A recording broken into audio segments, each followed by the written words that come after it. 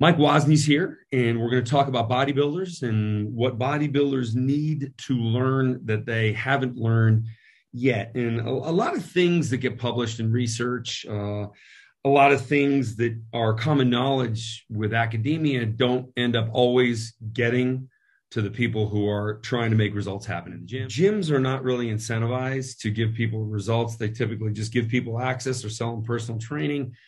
And they don't really care what you do, and even if you're being ineffective, and that's too bad, because there's certainly more effective approaches than people are doing now. One of the things I regularly say is, if regular weightlifting and cardio for weight loss works so well, where are all the fit people? Right. Yeah, pretty much everybody with impressive physique has like a supplement contract. Yeah. It just shows you how rare that is. It's really rare to be in great shape. And a lot of people should be in great shape. Millions of people should be in great shape, but they're going about doing it wrong. Let's talk about, Mike, your journey when you started moving away from weights. Moving away from weights, I guess it really started 4 years ago when I was getting desperate because I hadn't competed at that point in around 4 years because of an injury that kept egging me from squatting. Yeah. A quadricep tendon issue. I had, hurt it. And every time I would rehabilitate it and working my way up again, I eventually just would start swelling up and there was nothing. I felt absolutely defeated. And the funny thing is, that's when Phil Hernan had met you, and I had a small interaction with you, and you talked about balance and the bands, and then I started paying attention to the band thing, because back when I was younger, all bands were these like surgical tubing things that we used to pump bands used to be a joke. Yeah, or they're great for rehab. Like an outward rotation movement where you just outwardly rotate. So just to rebuild like your rotator cuff from surgery or something. Yeah, exactly. And I had a lot of shoulder issues from obviously bench pressing. Most guys that have shoulder issues, it's from bench pressing. And they're not doing anything wrong. That's just what bench pressing does to your shoulders. Correct. Yeah. You get most load in the stretch position, and it eventually is going to tear them up. Started adding bands to my lifts. And I remember I was training this one girl, and I had her doing, lateral raises with light dumbbells. And then I would put this band around her wrists, and her delts just started growing, and they actually got remarkably, and we started adding bands to bench press. I started adding bands, I started doing double leg work on a balance, and that caused my hips to engage properly. I started using my abductors, the adductors, the glutes, everything came in together, and it held everything in a place where, in order to balance perfectly, I had to do a perfect squat. I couldn't put a load forward. Yeah. I didn't have my exercise on an unstable surface, and you're going to fire everything. Yeah. So everything was just equally tuned in, and my joints weren't getting, there was no pain. So I started working deeper and deeper and deeper, and then I started adding a band over my shoulders. Well, eventually what I would start doing is, going back to squatting, then I would get set back again. Yeah, sure. I kind of had thought like competing was going to be the end of it all for me. It was done. I was getting older, screw it, and I was open to still training guys, but I was working these long hours in these weld shops, and I was training. I was still going to the gym, but my legs, like, I would just do what I could, and it was always a depressing thing. But it was well over a year ago now. I started doing single leg work and just adding bands to it. Yeah. And all these guys are telling me, I've worked with those bands. They don't do anything, but they never really just worked with bands and kept doing it. And they didn't really give it a shot. They threw a band on something they were doing, and they throw it on a weight. you throw it on a weight, and then, you know, that people talk about how that gets you between plateaus. Well, that's because the muscle's pushing harder through the whole movement, and it's going to hypertrophy more, and it gets stronger. It's not strengthening really the end. It's not strengthening the end of the movement. It's strengthening the muscle altogether. It's one muscle, you know. Well, you fire more tissue when you're in your stronger range. Yeah. Right. And so, I mean, it's not like all these guys would talk about how you're creating this kinetic energy. It'll throw it at the end or whatever. You're strengthening the end of your movement or whatever. I'm like, true. And there's you're strengthening the muscle, period. Your max amount you can go lift is going up. And so obviously knew Phil Hernan very well. And yeah, one of my really good friends. He'd been one of my very good friends for the last 12 years. Yeah. And I just trusted him completely. He never steered me wrong. And he had been doing the band pretty much, that's it, for the last, I'm going to say 3 years. Mm-hmm. I want to, yeah. You know, that's how long we were working on that. He trained Cedric McMillan with bands, and you know, Cedric was very impressed with it. Yeah. I got some great pictures on the website of Cedric using the X3. Okay. Yeah. He graduated to the X3. Yeah. Okay. Yeah. And then he had introduced me just briefly to another guy that you and I had actually discussed earlier. And all these guys look great, and they're just using these bands. And I'm like, okay, well, I'm going to give it a try. And I actually got a lot of backlash. I couldn't believe the amount of people that just thought I was completely stupid. Like, I had friends getting a hold of me, like, are you not bodybuilding anymore? Like, I'm just wondering what avenue you're going down. Right. And I said, well, I hurt so bad, and I'm willing to try anything, you know. Right. And if Phil believes it, even though he might be crazy at the moment, he's never steered me wrong, and Phil's not stupid by any means. And as we found out, Phil was never crazy, and he's actually brilliant because he pick out the right thing to do. And you want to, and then so I'm doing the single leg work, adding bands, and then Phil finally said, Mike, it was about a year ago. He said, you're not going to know what bands do unless you just use them, you know. Only. Yeah, let's do them. I'm like, okay, screw it, you know. I started using just bands and finding different ways. And what he did was he said, Mike, you're scientific, you like to dig in. He said, try a bunch of stuff and get back to me and see what you come up with. You know, well, I'm doing all this crazy balancing and putting bands on everything and rigging them all over the gym and trying this and that and whatever. And then I'm starting to figure them out in my head. And I'm thinking, okay, so let's say a really easy thing to think of as like a curl. And you'd start out with a weight, like say a barbell curl. And when you start out, it's going to be the same. It's going to be, let's say you got 80 pounds there with a barbell curl. And as you come up, it's 80 pounds right out of the hole. And then actually after you pass halfway up, because it's static resistance against gravity, you start to lose, and then you have to. When you approach the fully contracted position, the weight actually goes down because the lever arm is becoming closer to the origin. And the weird part is in your head, you don't feel this weight in your hand. So you're kind of, at first it's weird. But then I started noticing I could less paying attention to the weight. I started paying attention to the way my muscle felt. That's right, because you don't have a weight to drop. Yeah. So focused on the muscle you're trying to fatigue. You start, and it's like 20 pounds of resistance, and it's kind of funny feeling at first. Yeah. But as you come up, it gets to the point where it's like comes to a dead stop, and it is the hardest contraction you've ever felt in your entire life. And guys would tell me, oh, yeah, you can get a real good pump with that, but it ain't going to build any muscle. And I'm like, I started thinking like, well, resistance is resistance. You know, your muscle doesn't know what you're contracting. My muscle doesn't have a freaking clue what's going on there. And not only that, is it wasn't limited to a linear plane and gravity pulling it straight down. This stuff could go all over the place. So the stability of it was, pretty soon your whole, like you're stabilizing to stay in it, and then your muscles getting taxed. And then the more stabilization firing or growth hormone gets upregulated, it all kind of dovetails together. Yeah. All the principles we've been talking about when you go to fatigue using a strong level of variable resistance.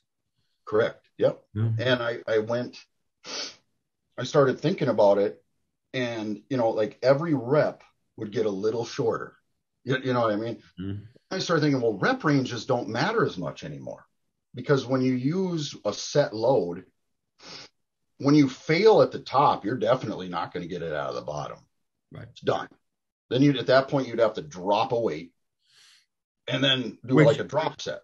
Right. And then that discontinues the contraction. Blood starts rushing in to recover the muscle. Yep. And then you got to start all. You don't really have the benefit. You have no hypoxic benefit. You're not going to change your myostatin levels. You just, basically your drop set just like fucks everything up. Yeah. Even it does create a better pump, and they've proven that the pump lowers myostatin, right? Obviously, because it's hitting the ceiling of that muscle, stretching it, and it's like, well, we're going to have to expand,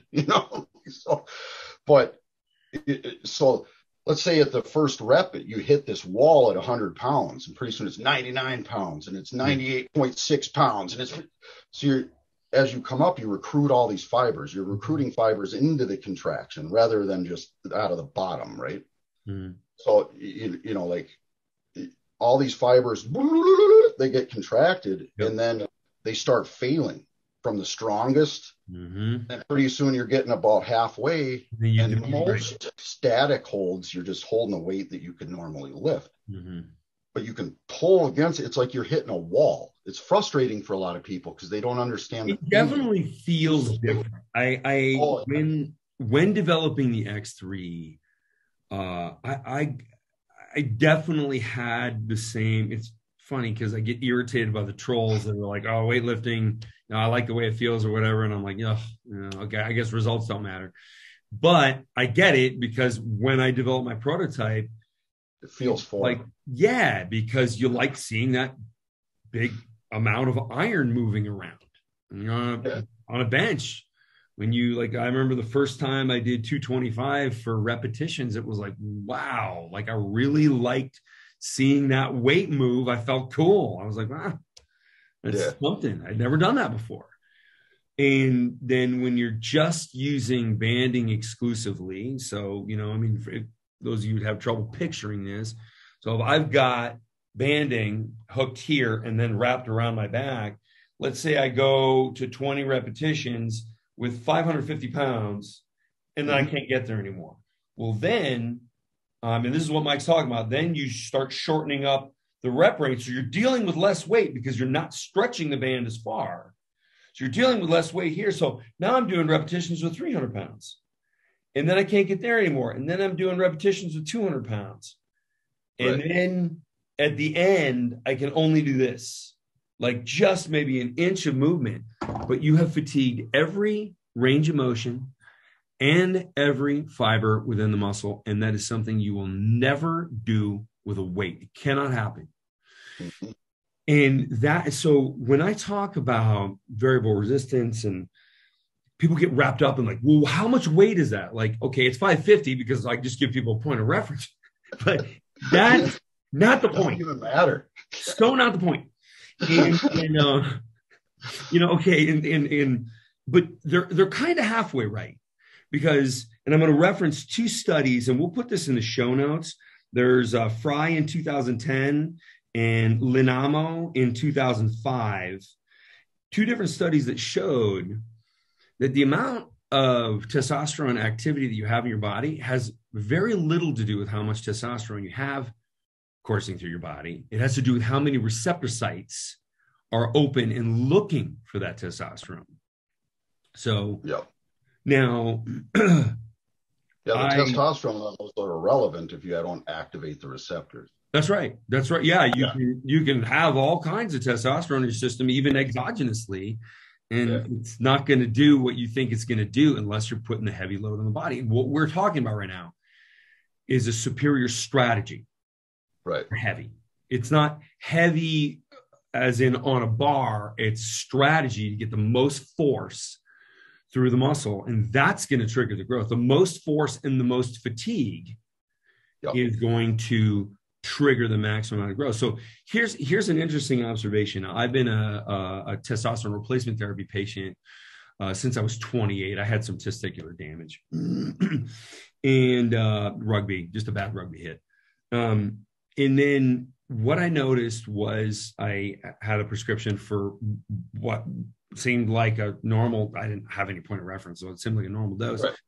And then as soon as I developed the X3, like I've been taking TRT for years and years and lifting for years and years. So from basically 28 to 39, I put on maybe a couple pounds of muscle. The best thing that happened with testosterone was I felt a lot more calm. Yeah. Like I had like a little anxiety. Sense of well-being.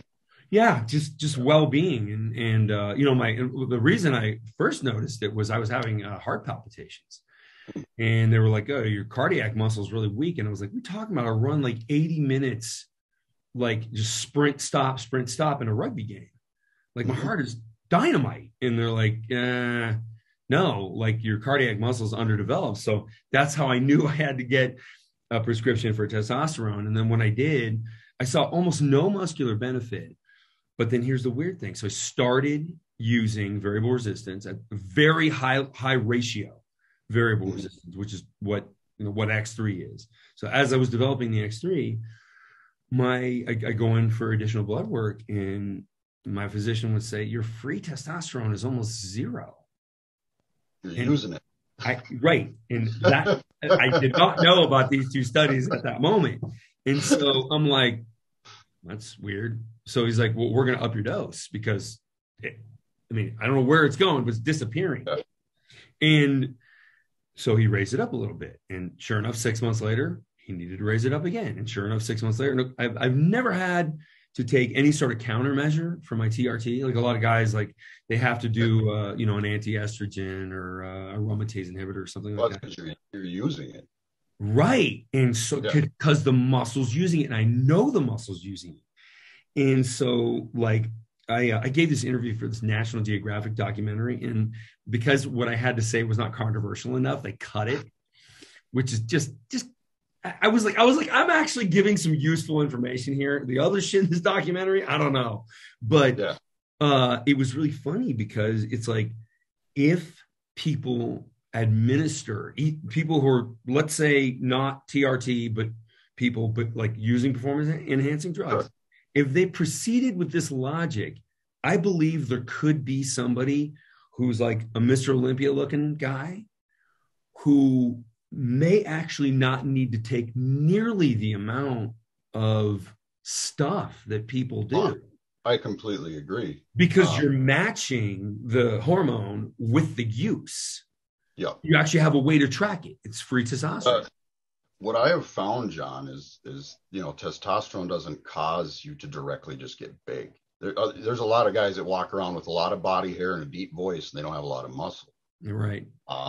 Most who use testosterone exogenously. It's causing that constant activation of the muscles. And with a lot of times with weights, we stagnate so quick because the tendon gets as strong as the muscle. Mm-hmm. But when you're causing damage to that tendon, eventually it limits your progress. Yeah. And then you're not getting that contraction where it's the load increases all the way to the very bitter end. And it's activating those receptors. So same thing, since obviously it was different. Bodybuilding when I was younger took steroids, and then I came off of them when I was like 29 years old, and my natural levels were like 54 nanograms per mil. Ouch. And the guy calls me, Mike, that's like a woman. I'm like, well, no wonder my girlfriend thinks I'm cheating on her because I wasn't sleeping with her. You're really pretty, but that's about it. Yeah. So obviously then I went on HRT, and for years I had taken 300 milligrams a week. Recently, I made a post telling everybody I'm microdosing. I'm taking 20 milligrams a day of this testosterone enanthate. 6 days a week. So it comes to 120 milligrams a week. And I'm holding all kinds of muscle. Yeah. That's real smart. I like it. Obviously I'm a little flat right now because of not eating for 3 days, but you can look the pictures up. I've been documenting training, what I've looked like through this whole just using bands, and I'm getting away with basically taking less than most guys do HRT wise and seeing better results. That's and awesome. Some people, there's a lot of guys that take so much shit. They're like, oh, he's probably full of shit. I'm like, try it. Yeah. Like try it. Most of what people the language is just completely wasted. Like, doesn't go and do what you think it's doing. If your body doesn't have the receptor for it, it's not being used. You're not growing, but you're just causing side effects and all kinds of. But what I've noticed is, if you're not, what the larger doses of steroids seem to do is the bro split everybody talks about. If you're doing the once a week training, all that stimulus and that doing 12 freaking sets in a day and not training it for a week, then I guess because you're taking so much shit, you can recover from that ridiculous amount of volume. Yeah, but probably you don't shrink as fast because your protein synthesis is up. You don't have the protein breakdown like you would naturally, and the cortisol's down, so you don't shrink by the time you get to that next dose, or the next time you work that muscle. But if you know how to work that muscle very efficiently multiple times a week, you're stimulating it constantly, you don't need to worry about the atrophy effect because you're hitting it before it happens. Right. If that makes sense to you. Yeah, it makes absolute sense. And so like these large doses seem to help a guy like hold his size, but it's not necessary if you changed your training with the variable resistance, the higher frequency, max stimulus, least amount of damage. The more times you can train a muscle, stimulate it, and recover and do it again, the better off you're going to be. We'll cover this in another show, but one of the things that Mike and I were talking about over the past couple of weeks was like soreness and like tearing a muscle and muscle damage. It's the opposite of what a lot of people think. A lot of people think you actually do small tears in the muscle and then it recovers and grows. No, small tears in the muscle actually ensure that you do not grow. And it is only when you do not create micro tears that you do grow. So they are inversely related. The more damage you do to the muscle, the less you're going to grow. And I would say it's really funny, like between high school and the time I was 40, I probably gained, other than like puberty and shit, like just growing up, I might have gained 10 pounds of muscle in that huge period of time. After turning 40, I've gained 60 pounds of muscle, which is not supposed to be a thing. Like you turn 40 and everybody's like, well, all downhill, all like muscular or not. And, like it's too late for you. Yeah, that's not true. Yeah. It's beautiful. We can, as you use the testosterone and you can, add more, you're not going to get side effects. You're using it, but you're going to gain muscle. Yeah. It's like the wave of the future here. It's very exciting. Very exciting. It is exciting. And it's also, it's going to be safer for everybody. One of the problems with bodybuilding that never makes it, because the problems with diuretics are much bigger. The problems with one of the biggest problems bodybuilding has is 300-pound people who are lean, because 300 pounds of muscle is putting a lot more stress on the human heart than being a 300-pound fat guy. Because the 300-pound fat guy, that extra body fat is not drawing blood. It doesn't have a demand. It's not vascular. Yeah. Right. So from just on an 800 horse engine with a 2-barrel carburetor. Right. A lot of people are going to get that. Fuel pump. Yeah. You don't. I like car analogies, but not everybody is a car guy. So like I often say, like when like a lot of performance enhancing drug users, they'll be able to affect the muscle, but they're not affecting the tendons and ligaments at the same rate. Because we haven't figured out how to anabolically enhance tendons and ligaments from a chemical, biochemical, exogenous standpoint. Sure. So you see a lot of bodybuilders with extreme muscularity, but it's like putting a Formula One engine in like a Prius. You'll blow the wheels right off the car as soon as you like hit the accelerator, because strong enough to rip yourself apart. Yeah, you don't have the tendons and ligaments. And that's another thing that variable resistance does. When you're loading towards the end closer to lockout, that will actually grow tendons and ligaments. But when you're lifting weights, you're going to pick a weight that you can handle back here, which will never really affect the tendons and ligaments because it's just not heavy enough. It's going to cause micro tears in the tendon, and the tendons take a lot longer. And you said it earlier, and that builds scar tissue. And then the scar tissue will have you rip your tricep, your pec. And that's why, like, seasoned guys who bench press, who've been doing heavy bench press for a long time, all of a sudden they rip their pec doing something that they've been doing for years. Like, not like they're not going for a PR. They're just benching. Like, why did I rip my pec? Well, because every time you're benching, you're creating cumulative damage.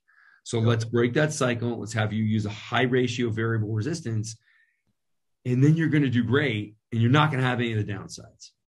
Yeah, I knew a guy that did that once with his bicep. He always curl a lot of weight, and he was putting a radiator hose on a truck, and his bicep popped off.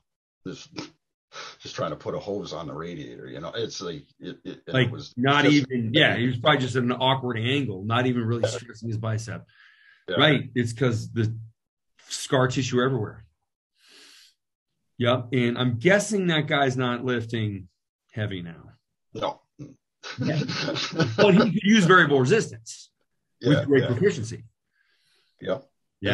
I've got a lot of friends that, lifted with me when we were kids, and they still were, like, hobby wise, they like to work out in the garage or whatnot, that have been following me, and they've been ordering X3s. And I got one guy that said it's Wozniak's voodoo band magic. His body doesn't hurt anymore. Yeah. His term makes me laugh, because he's like, yeah, Wozniak and his voodoo band magic. He goes, like, Mike, I realize take it, man. Like, he's right. It's like everybody that I tell to start training this way, and or the X3 users, they're like, I just can't understand. Like, is it really, like, apparently it really is this simple. Mm-hmm. And it makes it silly. It's only challenging because there's so much that we were all taught. And it's not that those things were wrong. Like, now, when I wrote this book, when I wrote Weightlifting is a Waste of Time, this title is to get your attention. Correct.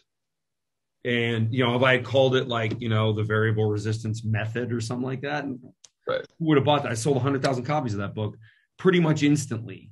Because people were like, "Oh, fuck this guy!" I want to read this so I can discredit him. And then they read it and they're like, "Really got to rethink my training." Like this is became a Charlie Sheen of weightlifting for a minute, and then I kind of did. And then when it started working, then you weren't a bad guy anymore. No. It's okay. The guys that think I'm a bad guy. It's like, the fact that I wrote the book and everybody started talking about it. I mean, keep in mind, like, it was difficult for me to cross into fitness because I was always in medical device. Like, OsteoStrong was a technology that I invented, and it's to treat bone density. And people with bone density challenges are typically postmenopausal women. They're not really even online talking about that much. Right. So, like, I really didn't have much of an online presence. So I really kind of had to kick everybody in the nuts to get their attention. And that was really what the book was about. But there's 250 scientific references, 260 pages. And it tells the whole story of everything we're talking about. But we're going to wrap this one up, and we're going to keep doing these and really focus on, like, what bodybuilders need to be more successful and to have longer careers, and even treat bodybuilding as, like, a longevity thing. Because, like, right now, the way people approach it, it's a self-destructive thing. And we want people to be able to be fit and healthy and happy, up until they're elderly. And that's the mission. There's no reason you can't look amazing for being 65, 70 years old. Absolutely. Right. And there's anomalies that have had that happen to them. Pulled it off. Yeah. Right. But we're going to have it so that everybody can be like that. Right. Right. Yep. Awesome, Mike. This is a good show. We're going to do it again really soon. Okay. Thanks.